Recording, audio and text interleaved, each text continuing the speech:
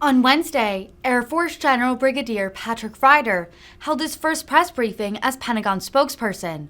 A reporter asked the general about the terrorism threat in Afghanistan today, 1 year after the United States' withdrawal.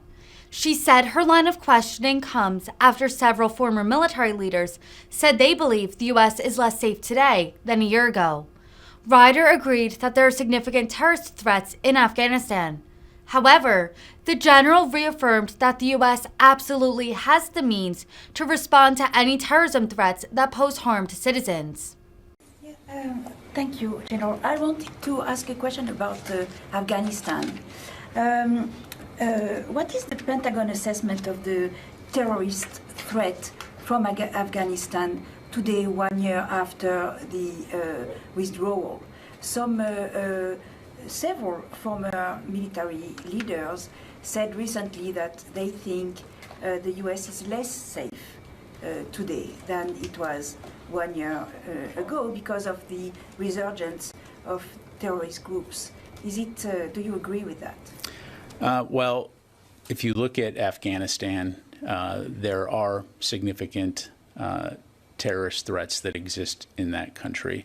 At this stage, it would be our assessment that in terms of external planning, external operations external to Afghanistan, I think we are in a safe situation.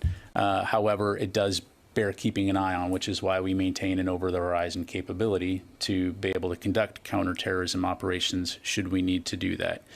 For those of you that have been following Afghanistan for a very long time, it's no surprise that there are groups, ISIS-K, for example, that exist within Afghanistan that have demonstrated the proclivity to conduct terrorist operations, and so that is something that we will continue to monitor and continue to respond against appropriately. And do you think you have the means to respond if you need?